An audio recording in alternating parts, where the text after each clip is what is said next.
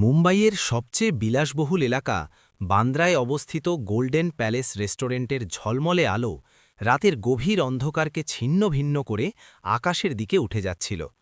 এটি কেবল একটি রেস্টুরেন্ট ছিল না, বরং শহরের ধনী, প্রভাবশালী ও বিখ্যাত ব্যক্তিদের প্রিয় আড্ডাস্থল ছিল, যেখানে একটি সাধারণ ডিনারের মূল্য একজন সাধারণ মানুষের পুরো এক মাসের বেতনের সমান হয়ে থাকে। এই জমকালো রেস্টুরেন্টের বাইরে ঠান্ডা ডিসেম্বরের রাতে এক বয়স্ক মহিলা রাস্তার পাশে নীরবে বসেছিলেন। তার চুল সম্পূর্ণ সাদা হয়ে গিয়েছিল, মুখে গভীর বলিরেখা আর শরীরে জীর্ণ ফাটা পুরনো কাপড়।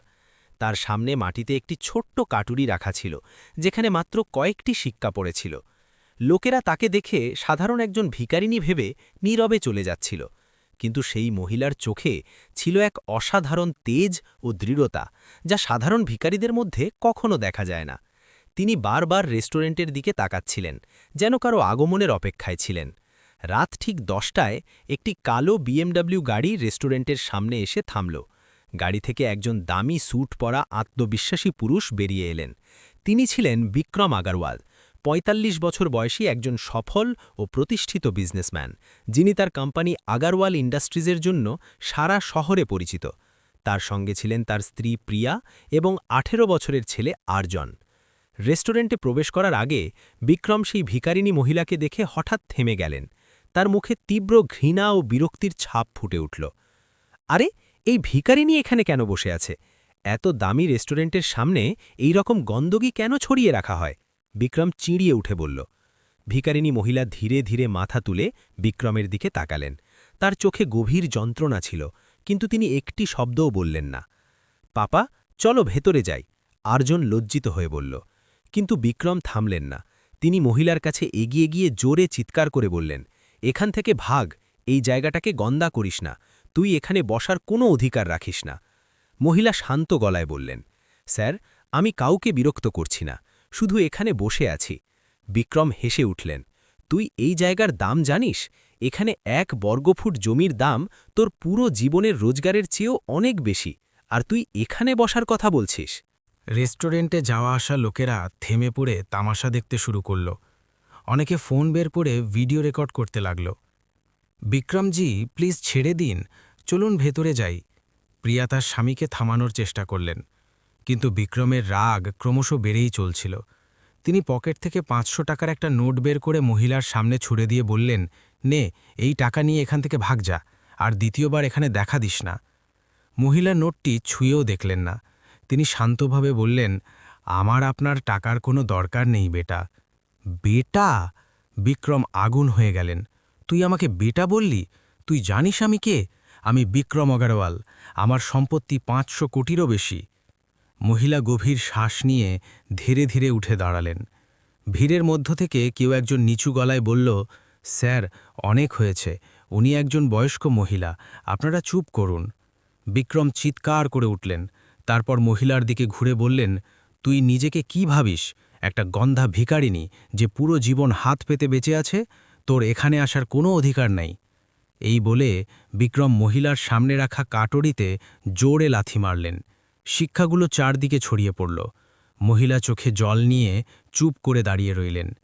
ভিড়ের মধ্যে কয়েকজন প্রতিবাদের স্বর তুলল, কিন্তু কেউ সামনে এগিয়ে আসার সাহস পেল না। বিক্রম আগারওয়ালের নাম শুনে সবাই ভয়ে পিছিয়ে গিয়েছিল। চল, এখন তো খুশি হো, বিক্রম ব্যঙ্গ করে বললেন। এখন এখান থেকে ভাগ যা, না হলে পুলিশ ডেকে দেব। মহিলা ধীরে ধীরে ছড়িয়ে পড়া শিক্ষাগুলো কুড়িয়ে নিলেন, কাটরি সামলালেন এবং চুপচাপ হাঁটতে শুরু করলেন। কিন্তু যাওয়ার সময় তিনি ঘুরে বিক্রমের দিকে তাকিয়ে শান্ত গলায় বললেন, বেটা, মনে রেখো, যে ওপরে আছে সে নিচে নামে, আর যে নিচে আছে সে ওপরে ওঠে। এটাই জীবনের নিয়ম। ধমকি দিচ্ছিস? বিক্রম হেসে উঠলেন, একটা ভিখারিনী আমাকে ধমকি? তুই কি উখাড়বি? মহিলা আর কোনো কথা না বলে অন্ধকারে মিলিয়ে গেলেন। বিক্রম তার পরিবার নিয়ে রেস্টুরেন্টের ভিতরে চলে গেলেন, কিন্তু তার জানা ছিল না যে মহিলার তিনি এত বড় অপমান করেছেন তিনি কোনো সাধারণ ভিখারিনী ছিলেন না। রেস্টুরেন্টে প্রবেশ করার সময় বিক্রম লক্ষ্য করলেন যে অনেকে এখনও তাকে অবাক হয়ে দেখছে। পাপা, আপনি অনেক বড় ভুল করেছেন, আরজন তার বাবাকে বলল। ভুল? আমি কি ভুল বলেছি? ওই গন্দা মহিলাকে তার যথাযথ আওকাত দেখিয়ে দিয়েছি। বিক্রম জবাব দিলেন। রেস্টুরেন্টের ভিতরে বিক্রমের পরিবার খাবার খাচ্ছিল, কিন্তু পুরো পরিবেশটা ছিল অস্বস্তিকর ও টেনশনপূর্ণ। প্রিয়া এবং আর্জন দুজনেই চিন্তিত ও বিমর্ষ দেখাচ্ছিল। এদিকে কিছু দূরে একটি নির্জন পার্কে সেই মহিলা একটা বেঞ্চে বসেছিলেন। তিনি তার জীর্ণ কাপড়ের ভিতর থেকে একটা দামি স্মার্টফোন বের করে একটা নম্বর ডায়াল করলেন। হ্যালো রাজ, মহিলা বললেন। তার গলার স্বর এখন সম্পূর্ণ আলাদা, পূর্ণ আত্মবিশ্বাস ও দৃঢ়তায় ভরা। হ্যাঁ ম্যাডাম, বলুন। অন্য প্রান্ত থেকে একজন পুরুষের গলা ভেসে এলো। বিক্রম আগরওয়াল সম্পর্কে পুরোপুরি তথ্য সংগ্রহ করো, তার বিজনেস, তার সম্পত্তি, তার পার্টনার, তার দুর্বলতা, সবকিছু। আর হ্যাঁ, আজকের সেই ভিডিওটা পেয়েছ? জি ম্যাডাম, পেয়ে গেছি। কয়েকজন লোক রেকর্ড করেছিল। এর সাথে কি করতে হবে? মহিলা হেসে বললেন, এখন কিছু করার দরকার নেই, সময় এলে কাজে লাগবে। আগে তার পুরো তথ্য দরকার। ম্যাডাম, আপনি ঠিক আছেন তো? আজ আপনার অনেক অপমান হয়েছে। রাজের কথায় মহিলা গম্ভীরভাবে বললেন, আমি আমার পুরো জীবনে এরকম অনেক অপমান সহ্য করেছি, কিন্তু আজকের পর এই খেলা সম্পূর্ণ বদলে যাবে। বিক্রম আগরওয়াল জানেন না তিনি কার সাথে পাঙ্গা নিয়েছেন। ফোন রেখে মহিলা আকাশের দিকে তাকালেন। তারা ঝকঝক করছিল, কিন্তু তার চোখে ছিল এক অন্যরকম চমক। ২৫ বছর, তিনি ধীরে ধীরে বললেন, ২৫ বছর ধরে আমি এই দিনের জন্য অপেক্ষা করেছি, যেদিন আমি আমার আসল পরিচয় পৃথিবীর সামনে তুলে ধরব। তিনি উঠে দাঁড়ালেন এবং ধীর পায়ে পার্ক থেকে বেরিয়ে এলেন। একটি বিলাসবহুল গাড়ি তার জন্য অপেক্ষা করছিল। গাড়িতে বসার সময় তার মুখ থেকে সব মাসুমিয়ত মিলিয়ে গেল। এখন তিনি দেখাচ্ছিলেন একজন শক্তিশালী দৃঢ়সংকল্পিত ও ক্ষমতাশালী মহিলার মতো। গাড়ি স্টার্ট হয়ে অন্ধকার রাতে মিলিয়ে গেল। বিক্রম আগরওয়াল জানতেন না যে তার জীবন সম্পূর্ণ বদলে যাবে, এবং এই বদল আনবে সেই ভিখারিনী মহিলা যার সাথে তিনি এত বড় অপমান করেছেন। রেস্টুরেন্টের ভিতরে বিক্রম তার খাবার উপভোগ করছিলেন, এই ভেবে যে তিনি একজন ভিখারিনীকে তার যথাযথ আউকাত দেখিয়ে দিয়েছেন। কিন্তু তিনি জানতেন না যে মাত্র ২৪ ঘণ্টা পর তিনি নিজেই ঘুটনিতে পড়ে ক্ষমা চাইবেন, কারণ যে মহিলাকে তিনি ভিখারিনী ভেবেছিলেন তিনি আসলে। কিন্তু এই রহস্য এখনও লুকিয়ে রইল। পরের অংশে জানা যাবে সেই মহিলা আসলে কে এবং তার কতটা ক্ষমতা রয়েছে। পরের সকালে বিক্রম আগরওয়াল তার অফিসে বসেছিলেন। তিনি গতরাতের ঘটনা ইতিমধ্যে ভুলে গিয়েছিলেন। তার কাছে এটা একটা সাধারণ ব্যাপার ছিল, একজন ধনী লোকের একজন গরিবের সাথে আচরণ। কিন্তু ঠিক সেই সময় শহরের অন্য প্রান্তে মুম্বাইয়ের সবচেয়ে দামি হোটেল রয়্যাল হেরিটেজের প্রেসিডেন্সিয়াল স্যুটে সেই মহিলা বসেছিলেন। কিন্তু এখন তিনি একদম আলাদা দেখাচ্ছিলেন। তিনি একটি এলিগেন্ট শাড়ি পরেছিলেন, চুল সুন্দর করে বাঁধা ছিল এবং মুখে হালকা মেকআপ ছিল। তার গলায় হীরের হার এবং কানে দামি ঝুমকো ছিল। কেউ তাকে চিনতেও পারত না যে এই মহিলাই গতকাল রাতে রাস্তায় ভিক্ষা করছিলেন। তার সামনে একজন লোক বসেছিল, রাজ শর্মা, একজন প্রাইভেট ইনভেস্টিগেটর এবং তার বিশ্বস্ত সহকারী। ম্যাডাম, বিক্রম আগরওয়ালের পুরো তথ্য এখানে। রাজ একটি ফাইল তার সামনে রাখল। মহিলা ফাইলটি খুলে পড়তে শুরু করলেন। বিক্রম আগরওয়াল, ৪৫ বছর, আগরওয়াল ইন্ডাস্ট্রিজের মালিক। শুরুতে ছোট একটা বিজনেস থেকে শুরু করেছিলেন। এখন তার কোম্পানির টার্নওভার ১,০০০ কোটির কাছাকাছি। প্রধান ব্যবসা রিয়েল এস্টেট এবং ইম্পোর্ট এক্সপোর্ট। আর এর দুর্বলতা? মহিলা চিন্তা করে বললেন, ম্যাডাম, এর অনেক লোন আছে, ব্যাংক থেকে প্রায় ২০০ কোটি টাকার ঋণ। আর তার সবচেয়ে বড় প্রজেক্ট আগরওয়াল টাওয়ার্স এখনও অসম্পূর্ণ। এর জন্য তাকে আরও ৩০০ কোটি টাকা দরকার। মহিলা হাসলেন, দারুণ। আর এর পার্টনার? প্রধান পার্টনার হল খান্না গ্রুপের রাজু খান্না, কিন্তু শুনেছি দুজনের মধ্যে কিছু টেনশন চলছে। পারফেক্ট। মহিলা ফাইল বন্ধ করে বললেন, রাজ, এখন আমি তোমাকে বলছি আমরা কি করব। রাজ মনোযোগ দিয়ে শুনছিল। সবার আগে আমি চাই তুমি রাজু খান্নার সাথে দেখা করো। তাকে বলবে যে আমি তার সাথে একটা বড় প্রজেক্ট করতে চাই, কিন্তু শর্ত হলো তাকে বিক্রম আগরওয়ালের সাথে তার সব পার্টনারশিপ ভাঙতে হবে। ম্যাডাম, কিন্তু সে কেন রাজি হবে? আর সে কিভাবে জানবে আপনি কে? মহিলা হেসে তার ব্যাগ থেকে কিছু কাগজ বের করলেন। রাজ, পরিচয় করিয়ে দাও শ্রীমতী অনিতা দেবীর সাথে, ভারতের সবচেয়ে বড় রেস্টুরেন্ট চেন গোল্ডেন প্যালেসের মালকিন। রাজের চোখ বড় হয়ে গেল। ম্যাডাম, আপনি আপনি গোল্ডেন প্যালেসের মালকিন? হ্যাঁ রাজ, ২০ বছর ধরে আমি এই বিজনেস চালাচ্ছি। আজ ভারত জুড়ে আমার ৫০০টি রেস্টুরেন্ট আছে। আমার মোট সম্পত্তি ২,০০০ কোটিরও বেশি। রাজ অবাক হয়ে তাদের দেখছিল। কিন্তু ম্যাডাম, আপনি গতকাল রাতে রাস্তায় ভিক্ষা করছিলেন? অনিতা দেবী হেসে বললেন, রাজ, এটা আমার একটা অভ্যেস। প্রতি মাসে আমি একদিন ভিখারিনী সেজে রাস্তায় বেরোই। এতে আমি জানতে পারি যে আসলে সমাজ কেমন, লোকেরা গরিবদের সাথে কেমন আচরণ করে। রাজ বুঝতে পারল, আর গতকাল রাতে বিক্রম আগরওয়াল ঠিক তাই দেখিয়ে দিয়েছেন যে তিনি কেমন মানুষ। আর এখন আমি তাকে দেখাবো যে যখন একজন গরিবের কাছে ক্ষমতা থাকে তখন কি হয়। অনিতা দেবী আরেকটি ফাইল বের করলেন। রাজ, তুমি জানো যে বিক্রম আগরওয়াল যে গোল্ডেন প্যালেস রেস্টুরেন্টের বাইরে দাঁড়িয়ে আমার অপমান করছিলেন, সেটা আসলে আমারই রেস্টুরেন্ট। রাজের দম বন্ধ হয়ে আসছিল। মানে মানে সে আমারই প্রপার্টির বাইরে দাঁড়িয়ে আমাকে তাড়িয়ে দিচ্ছিল, নিজেরই জমি থেকে আমাকে সরানোর চেষ্টা করছিল। অনিতা দেবী উঠে জানালার কাছে গেলেন। মুম্বাইয়ের পুরো শহর তার নিচে ছড়িয়েছিল। রাজ, আমি আমার জীবনে অনেক সংগ্রাম করেছি। ২৫ বছর আগে যখন আমি শুরু করেছিলাম, তখন আমার কাছে কিছুই ছিল না। একটা ছোট্ট ঢাবা ছিল। লোকেরা আমাকে বাবারচি আন্টি বলে ডাকত। তার চোখে দূরের কোনো স্মৃতি ভেসে উঠল। সেই সময়েও এমন লোক মিলেছিল যারা আমাকে নিচু দেখাতে চেয়েছিল, কিন্তু আমি হার মানিনি। আজ আমি এখানে আছি, কিন্তু আমি কখনো ভুলিনি যে গরিব হওয়ার মানে কি। রাজ চুপচাপ শুনছিল। তাই প্রতি মাসে আমি ভিখারিনী সেজে বেরোই। আমাকে দেখতে হয় যে ধনী লোকেরা গরিবদের সাথে কেমন আচরণ করে। অধিকাংশ লোক তো শুধু নজর এড়িয়ে যায়, কেউ কেউ ৪-৫ টাকা দিয়ে দেয়। কিন্তু গতকাল যা বিক্রম আগরওয়াল করেছেন, তার মুঠো শক্ত হয়ে গিয়েছিল। সে যা আমার সাথে করেছে সেটা শুধু আমার সাথে নয়, প্রত্যেক গরিবের সাথে অন্যায় ছিল। আর এখন আমি তাকে শিক্ষা দেব। রাজ জিজ্ঞাসা করল, ম্যাডাম, আপনি কি করতে যাচ্ছেন? অনিতা দেবী ঘুরে একটা ভয়ঙ্কর হাসি নিয়ে বললেন, রাজ, এখনও পর্যন্ত বিক্রমাজার মালের মনে হয় যে টাকাই সব কিছু, কিন্তু সে জানে না যে আসল শক্তি টাকায় নয়, বুদ্ধি আর সম্পর্কের মধ্যে থাকে। তিনি ফোন তুলে একটা নম্বর ডায়াল করলেন। হ্যালো, রাজুজি, আমি অনিতা দেবী বলছি। হ্যাঁ, গোল্ডেন প্যালেসের অনিতা দেবী। আপনার সাথে দেখা করতে চাই। একটা খুব বড় প্রজেক্ট নিয়ে কথা বলতে হবে। হ্যাঁ, আজ সন্ধ্যায় মিলতে পারি। ঠিক আছে, ৬টায় আমার অফিসে। ফোন রেখে তিনি রাজের দিকে তাকালেন। রাজ, কালকের মধ্যে বিক্রম আগরওয়ালের পুরো দুনিয়া হেলে যাবে, আর তাকে জানতে পারবে যে যে ভিখারিনীর সে অপমান করেছিল সে আসলে কী ছিল। ইতোমধ্যে বিক্রম আগরওয়াল তার অফিসে বসে নতুন প্রজেক্টের প্ল্যানিং করছিলেন। তার জানা ছিল না যে তার জীবনের সবচেয়ে বড় ঝড় আসতে চলেছে। সন্ধে ৬টায় রাজু খান্না অনিতা দেবীর অফিসে পৌঁছলেন।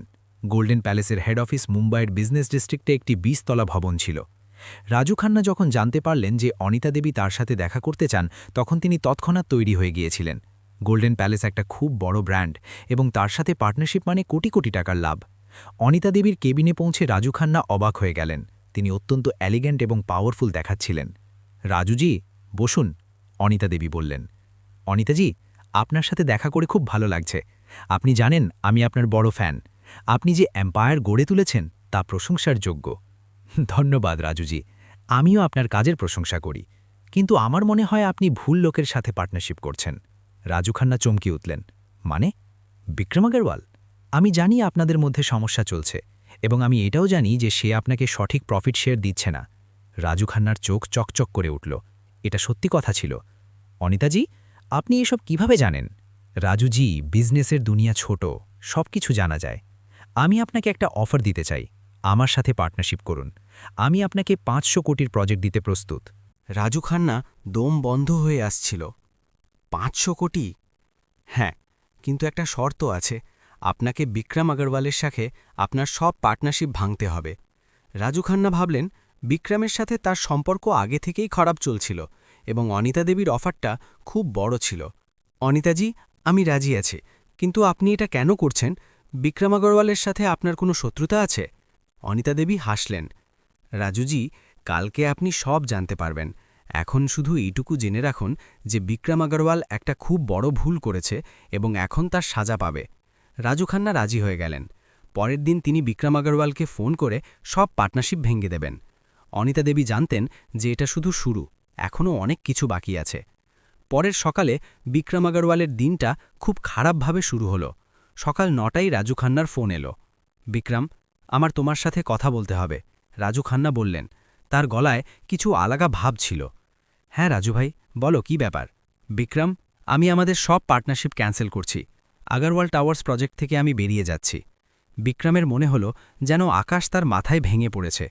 কি রাজু ভাই, এমন কেন? কোনো সমস্যা হলে কথা বলি। না বিক্রম, আমার ডিসিশন ফাইনাল। কালকের মধ্যে সব কাগজপত্র ফেরত দিয়ে দেব। ফোন কেটে গেল। বিক্রম চিন্তিত হয়ে পড়লেন। রাজু খান্না ছাড়া আগারওয়াল টাওয়ার্স প্রজেক্ট শেষ করা সম্ভব ছিল না। এর জন্য তার ৩০০ কোটি টাকা দরকার ছিল এবং রাজু তার মেইন ইনভেস্টর ছিলেন। সেই ধাক্কা থেকে সামলাতে পারেনি।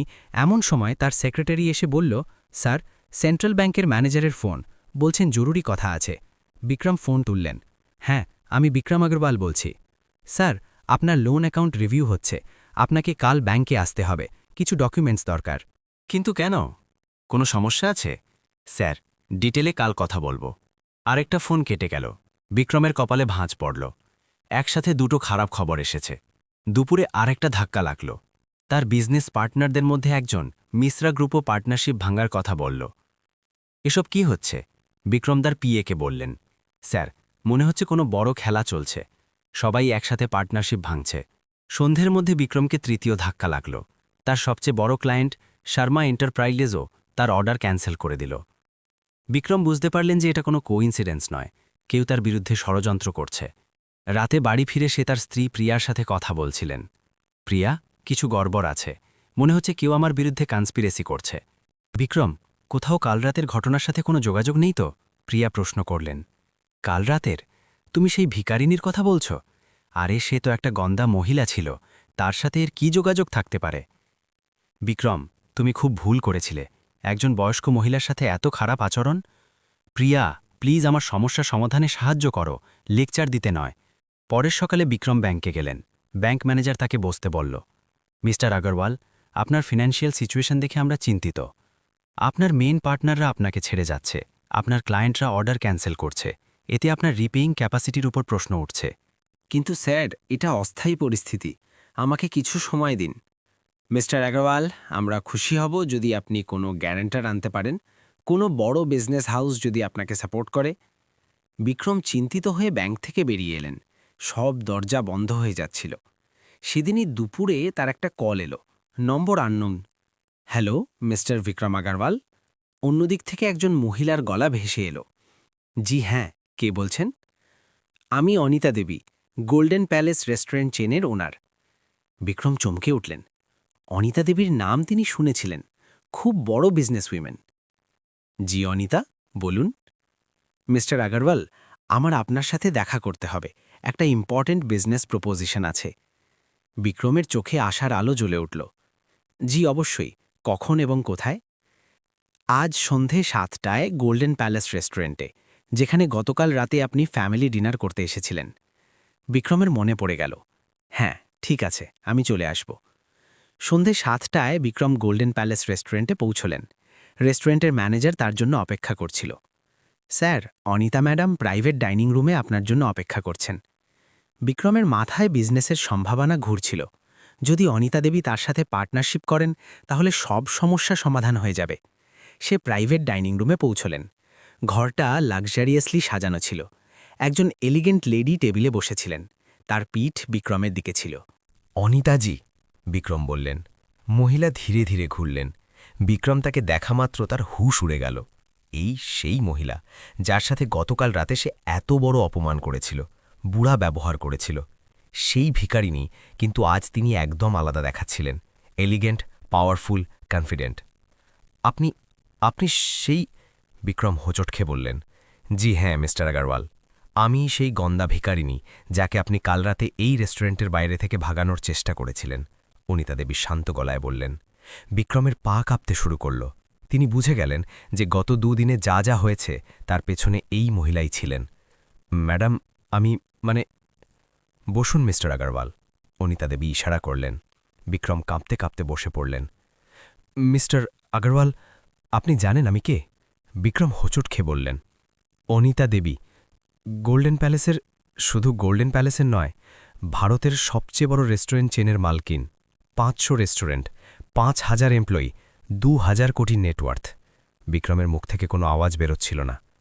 আর সবচেয়ে মজার ব্যাপার হলো যে রেস্টুরেন্টের বাইরে আপনি আমাকে ভাগানোর চেষ্টা করেছিলেন সেটা আমারই রেস্টুরেন্ট, আমারই প্রপার্টির বাইরে আপনি আমাকে অপমান করেছিলেন। বিক্রমের মুখ সাদা হয়ে গেল। ম্যাডাম, আমাকে মাফ করে দিন, আমি জানতাম না। অনিতা দেবী তীক্ষ্ণ গলায় বললেন, আপনি জানতেন না যে আমি কে, তাই আমার সাথে ওই ব্যবহার করেছিলেন। মানে যদি জানতেন যে আমি ধনী তাহলে সম্মান করে কথা বলতেন। বিক্রম কিছু বলতে পারছিলেন না। মিস্টার আগরওয়াল, কাল রাতে আপনি আমাকে বলেছিলেন, তুই জানিস আমি কে, আমার সম্পত্তি 500 কোটির বেশি। তো আমি আপনাকে বলি, আমার সম্পত্তি আপনার চেয়ে 4 গুণ বেশি, কিন্তু তাও আমি আপনাকে এতটা অপমান করছি না যতটা আপনি একজন ভিখারিনীকে করেছিলেন। বিক্রমের মনে হচ্ছিল যেন মাটি ফেটে যাচ্ছে আর তিনি তাতে মিলিয়ে যেতে চাইছেন। ম্যাডাম, প্লিজ আমাকে মাফ করে দিন, আমার থেকে অনেক বড় ভুল হয়েছে। মাফ? অনিতা দেবী ব্যঙ্গ করে বললেন, কাল আপনি বলেছিলেন ধমকি দিচ্ছিস, একটা ভিখারিনী আমাকে ধমকি, তুই কি উখাড়বি? তো আজ আমি আপনাকে দেখাচ্ছি যে আমি কি উখাড়তে পারি। বিক্রম বুঝে গিয়েছিলেন যে তার সব বিজনেস পার্টনারদের ছেড়ে যাওয়া, ব্যাংকের সমস্যা, ক্লায়েন্টদের অর্ডার ক্যান্সেল করা, এসবই অনিতা দেবীর করা। ম্যাডাম, আপনি আমার বিজনেস বরবাদ করে দিয়েছেন। এখনও তো শুরু হয়েছে মিস্টার আগরওয়াল। আপনি জানেন কাল সকাল থেকে কি হতে চলেছে? আপনার সব প্রপার্টিতে ব্যাংকের কবজা হয়ে যাবে, আপনার লাইসেন্স ক্যান্সেল হয়ে যাবে এবং আপনার বিরুদ্ধে ট্যাক্স ইভেশনের কেসও চলবে। ম্যাডাম, প্লিজ, আমার বাচ্চা আছে, ফ্যামিলি আছে, পরিবার। অনিতা দেবীর গলায় যন্ত্রণা ছিল। আপনি কাল ভেবেছিলেন যে ওই ভিখারিনীরও হয়তো কোনো পরিবার থাকবে, কোনো ইজ্জত থাকবে, কোনো ফিলিংস থাকবে। বিক্রম কাঁদছিলেন। ম্যাডাম, আমার থেকে অনেক বড় ভুল হয়েছে, আপনি যে শাস্তি চান দিন, কিন্তু আমার পরিবারকে কিছু বলবেন না। অনিতা দেবী তাকে অনেকক্ষণ দেখলেন। তারপর ধীরে ধীরে বললেন, মিস্টার আগরওয়াল, আমি আপনার পরিবারকে নয়, আপনার অহংকারকে ধ্বংস করতে চাই। আমি চাই আপনি শিখুন যে গরিব হওয়া কোনো অপরাধ নয়। বিক্রম হাত জোর করে বললেন, ম্যাডাম, আমি শিখে গিয়েছি, প্লিজ আমাকে একটা সুযোগ দিন। অনিতা দেবী হাসলেন, কিন্তু সেটা খুশির হাসি ছিল না। মিস্টার আগরওয়াল, আমি আপনাকে একটা সুযোগ দেব, কিন্তু তার আগে আপনাকে আরও কিছু শিক্ষা নিতে হবে। অনিতা দেবী তার ব্যাগ থেকে কিছু কাগজ বের করে বিক্রমের সামনে রাখলেন। মিস্টার আগরওয়াল, এখানে দেখুন, এটা আপনার পুরো ফিনান্সিয়াল ডিটেলস, আপনার সব লোন, পার্টনারশিপ, ক্লায়েন্টদের লিস্ট, ব্যাংক অ্যাকাউন্ট, সব কিছু। বিক্রম অবাক হয়ে দেখছিলেন। আপনাকে এই সব কিভাবে জানা গেল? যখন আপনার কাছে টাকা থাকে তখন তথ্যও সহজে পাওয়া যায়। অনিতা দেবী বললেন, কিন্তু আমি এসব জোগাড় করিনি শুধু আপনাকে বরবাদ করার জন্য। আমি আপনাকে একটা লেসন দিতে চাই। বিক্রম মনোযোগ দিয়ে শুনছিলেন। আপনি জানেন যে আমি প্রতি মাসে একদিন ভিখারিনী হয়ে বেরোই। আজ পর্যন্ত আমি হাজার হাজার লোকের সাথে দেখা করেছি। কেউ ইগনোর করেছে, কেউ টাকা দিয়েছে, কেউ ভালো করে কথা বলেছে, কিন্তু প্রথমবার কেউ আমার সাথে এত খারাপ ব্যবহার করেছে যেমনটা আপনি করেছিলেন। বিক্রমের মাথা লজ্জায় নিচু হয়ে গেল। আপনি আমাকে বলেছিলেন, তুই নিজেকে কি ভাবিস, একটা গোন্দা ভিখারিনী। তো আজ আমি আপনাকে জিজ্ঞাসা করি, আপনি নিজেকে কি ভাবেন? বিক্রম কিছু বলতে পারছিলেন না। মিস্টার আগরওয়াল, টাকা মানুষকে বড় করে নাকি ছোট করে এটা নির্ভর করে সে টাকার ব্যবহার কিভাবে করে। আপনি আপনার টাকা ব্যবহার করে একজন গরিব মানুষকে অপমান করেছিলেন, আর আমি আমার টাকা ব্যবহার করে আপনাকে শিক্ষা দিচ্ছি। অনিতা দেবী তার ফোন বের করে একটা ভিডিও চালালেন। এটা ছিল কাল রাতের ভিডিও, যখন বিক্রম তাকে অপমান করছিলেন। এই ভিডিওটা এখনও শুধু আমার কাছে আছে, কিন্তু আমি চাইলে এটাকে সোশ্যাল মিডিয়ায় ভাইরাল করে দিতে পারি। তারপর দেখুন আপনার কি অবস্থা হয়। বিক্রম ঘাবড়ে গেলেন। ম্যাডাম, প্লিজ এমন করবেন না, আমার রেপুটেশন পুরোপুরি বরবাদ হয়ে যাবে। রেপুটেশন? অনিতা দেবী বললেন, কাল আপনি আমার রেপুটেশনের কথা ভেবেছিলেন? আপনি শত শত লোকের সামনে আমাকে অপমান করেছিলেন, আমার রেপুটেশনের কি হয়েছিল? বিক্রম কাঁদছিলেন। ম্যাডাম, আমার ভুল হয়েছে, আমি অ্যাকসেপ্ট করছি। অ্যাকসেপ্ট করা যথেষ্ট নয় মিস্টার আগরওয়াল, আপনাকে এর শাস্তি ভোগ করতে হবে, কিন্তু আমি আপনাকে ধ্বংস করতে চাই না, আমি আপনাকে সংশোধন করতে চাই। বিক্রম আশায় ভরা চোখে তার দিকে তাকালেন। আমাকে কি করতে হবে? অনিতা দেবী একটা কাগজ বের করলেন। এটা একটা এগ্রিমেন্ট, আপনি এতে সই করবেন। বিক্রম কাগজটা পড়লেন। তাতে লেখা ছিল বিক্রম আগরওয়াল পাবলিকলি ক্ষমা চাইবে, সে 1 মাস ধরে প্রতিদিন 4 ঘণ্টা অনিতা দেবীর রেস্টুরেন্টে বিনা পয়সায় কাজ করবে, সে গরিবদের সাহায্যের জন্য একটা চ্যারিটি ফান্ড শুরু করবে, সে তার এমপ্লয়ীদের সাথে ভালো ব্যবহার করার প্রমিস করবে। ম্যাডাম, এটা তো বিক্রম বলতে শুরু করলেন। এটা আপনার জন্য সবচেয়ে ভালো ডিল, অনিতা দেবী বললেন। যদি আপনি এতে রাজি না হন তাহলে কাল আপনার পুরো বিজনেস বন্ধ হয়ে যাবে, আপনার জেলও হতে পারে। বিক্রম বুঝে গেলেন তার কোনো উপায় নেই। কিন্তু ম্যাডাম, আমি রেস্টুরেন্টে কাজ করব কিভাবে? আমি তো বিজনেসম্যান। আপনাকে সেই কাজই করতে হবে যা আপনি কাল আমাকে করাতে চেয়েছিলেন। হাম্বল হতে হবে, সার্ভিস করতে হবে। অনিতা দেবীর টোন স্ট্রিক্ট ছিল।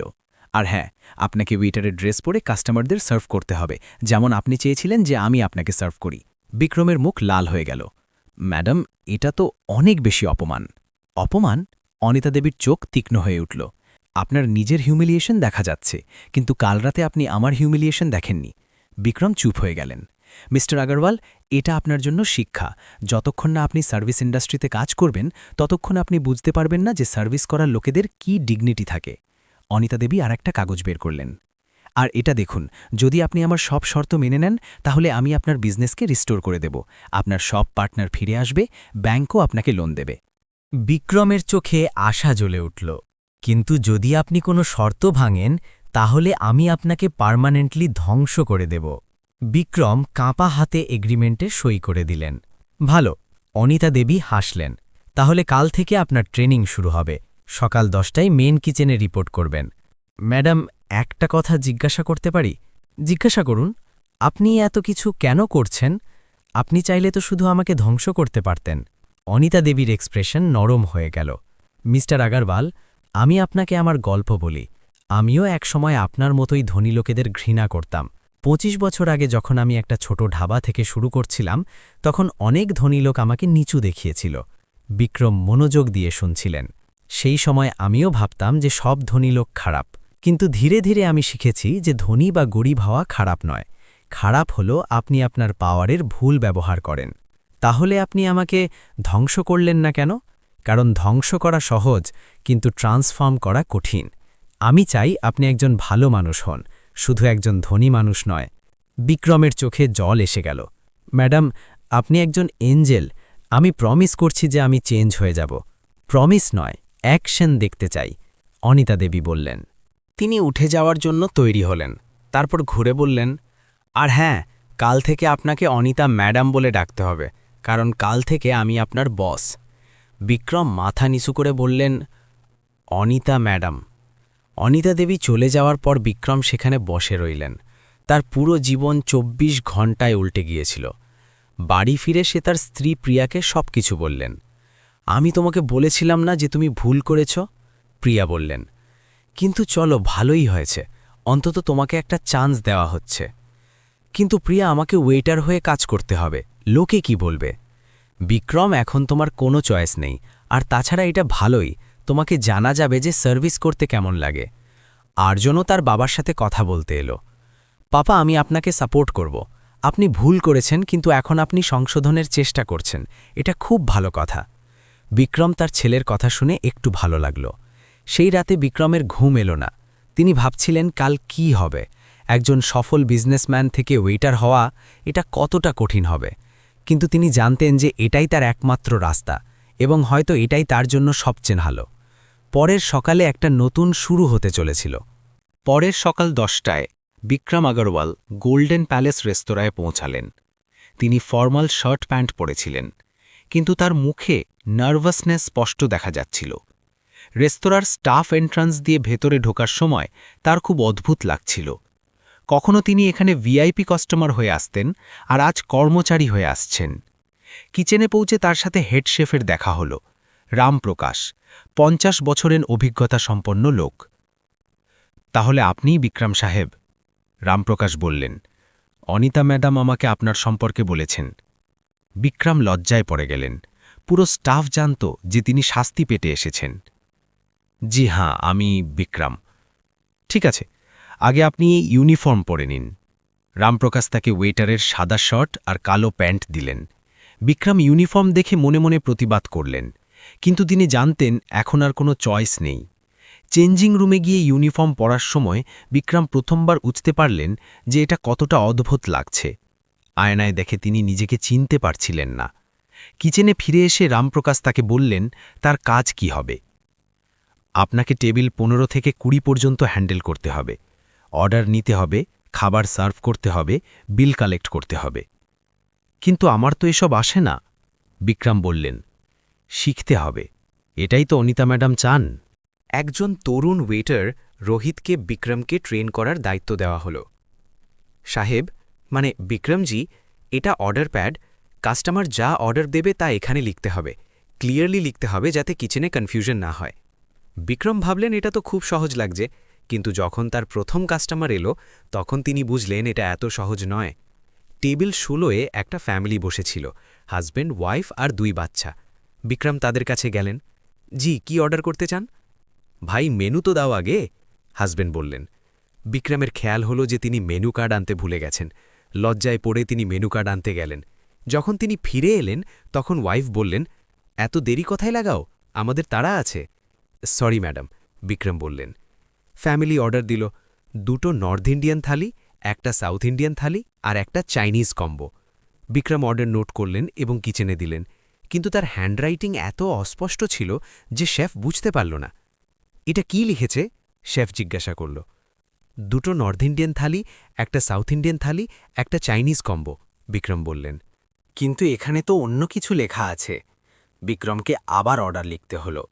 যখন খাবার রেডি হলো তখন বিক্রমের প্লেটগুলো ব্যালেন্স করতে সমস্যা হচ্ছিল, তার হাত কাঁপছিল। টেবিলে পৌঁছে যখন তিনি প্লেট সার্ভ করছিলেন তখন তার থেকে একটা প্লেট পড়ে গেল। ফ্যামিলি রেগে গেল। কি করছো, নতুন ওয়েটার নাকি? বিক্রমের খুব লজ্জা লাগল। স্যার, আমি ক্লিন করে দিচ্ছি। তাকে মেঝেতে পড়ে যাওয়া খাবার পরিষ্কার করতে হলো।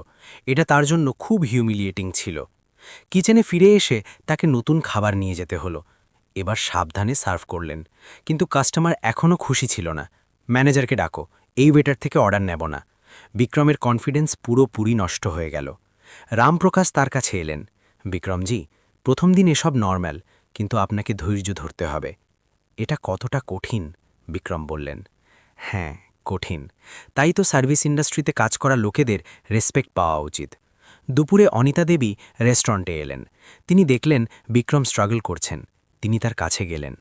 কেমন লাগছে? বিক্রমের মুখ ঘামে ভরা ছিল। ম্যাডাম, এটা খুব কঠিন, আমার থেকে এটা হচ্ছে না। কেন? আপনার মনে হয়েছিল সার্ভিস করা সহজ? না ম্যাডাম, আমি জানতাম না যে এটা এত টাফ হয়। এখন বুঝতে পারছি। যখন আপনি কাস্টমার হন তখন ওয়েটারদের ওপর রাগ করেন, কিন্তু আপনি জানতেন না যে তারা কতটা পরিশ্রম করে। বিক্রম মাথা নিচু করলেন। ম্যাডাম, আমি বুঝে গিয়েছি, সার্ভিস করা লোকেরা সত্যিই অনেক পরিশ্রম করে। এখনও তো শুধু প্রথম দিন, এখনও অনেক কিছু শিখতে হবে। সন্ধ্যা পর্যন্ত বিক্রম পুরোপুরি ক্লান্ত হয়ে গেলেন। তার পা ব্যথা করছিল, ব্যাক পেন হচ্ছিল। যখন তার শিফট শেষ হল তখন তিনি অনিতা দেবীর কেবিনে গেলেন। ম্যাডাম, আজকের কাজ শেষ হয়েছে। কেমন লাগলো?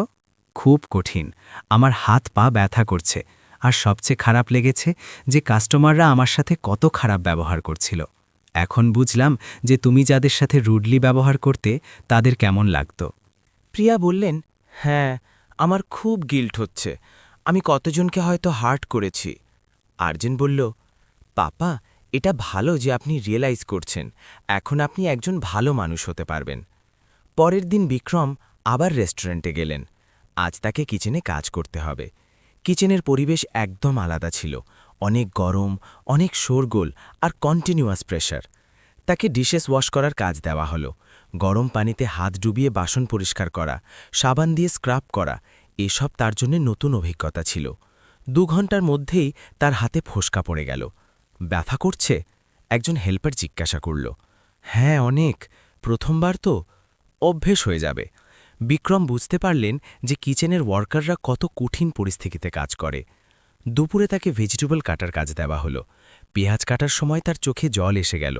স্যার, স্লোলি করুন, আঙুল কেটে যাবে, শেফ সতর্ক করল। সন্ধে পর্যন্ত বিক্রমে পুরো শরীর ব্যথা করছিল। অনিতা দেবী জিজ্ঞাসা করলেন, আজ কেমন লাগলো? ম্যাডাম, আমি পুরোপুরি টায়ার্ড। কিচেনের কাজ এত টাফ আমি জানতাম না।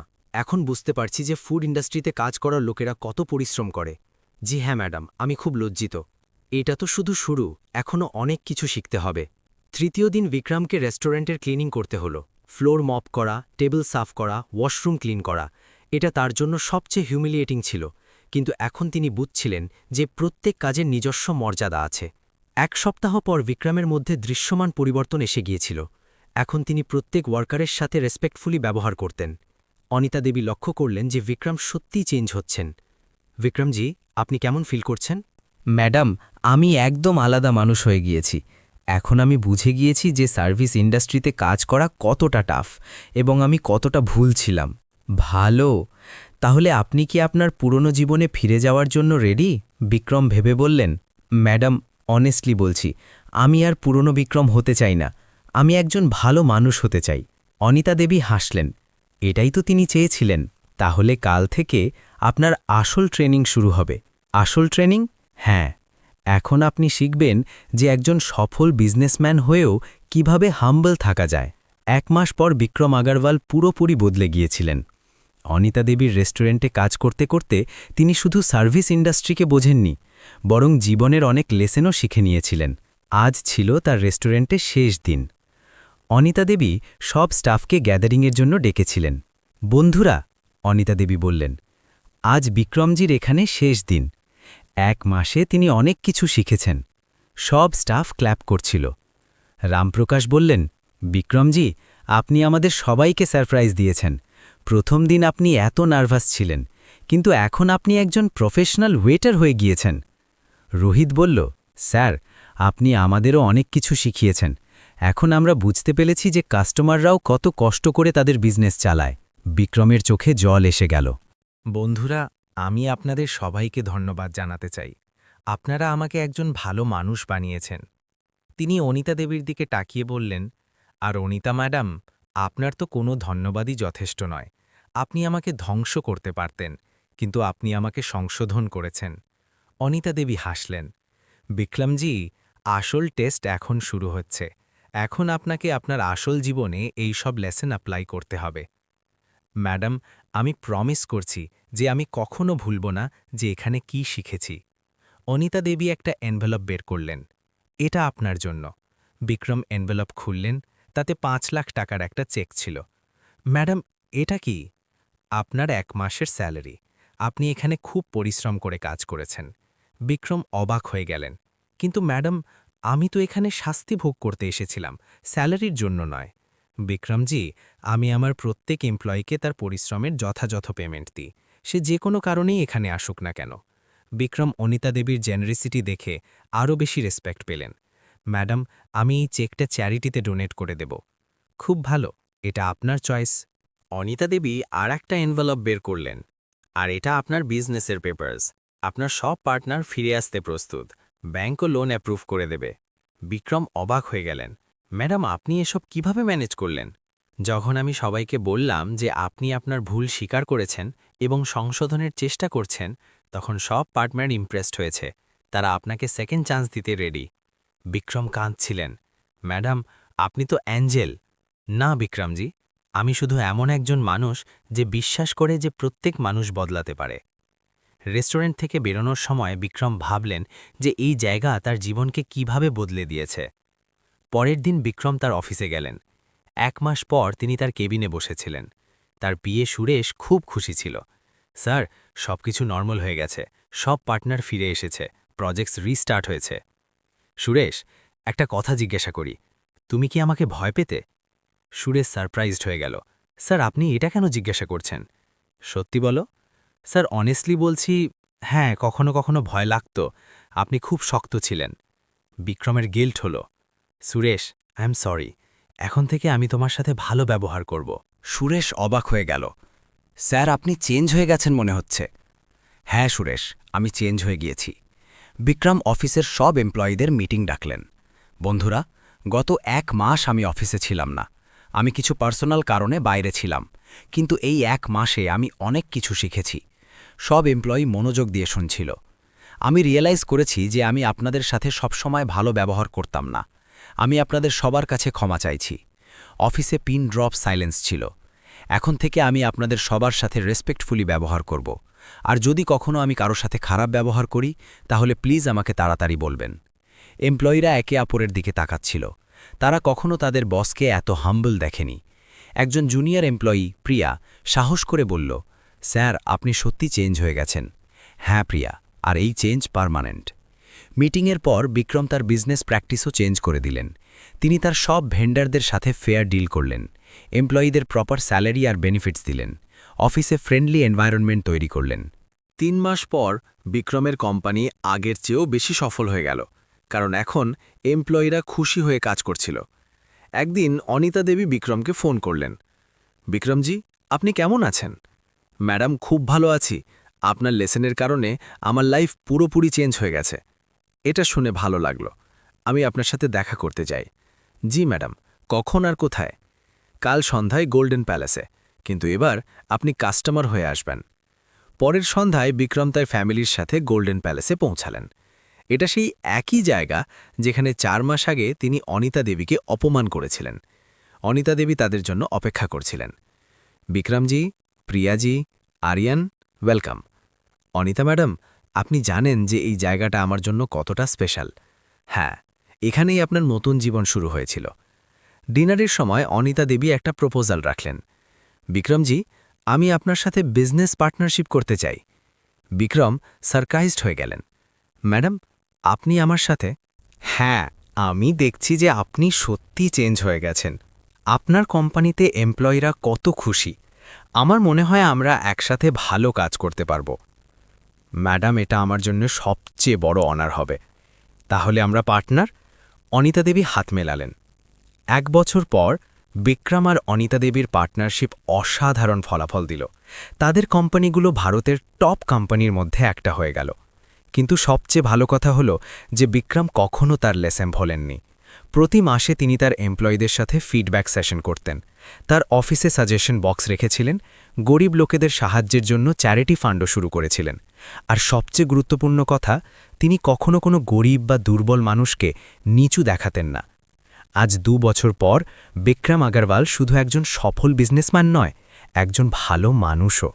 অনিতা দেবী তাকে শুধু বিজনেস নয়, মানবতাও শিখিয়েছিলেন। আর এই গল্পটা হলো সেই কথার যে কিভাবে একজন ভিখারিনী একজন কোটিপতিকে জীবনের সবচেয়ে বড় শিক্ষা দিয়েছিলেন। কারণ আসল ধনী হওয়া টাকায় নয়, ভালো হৃদয়ে হয়।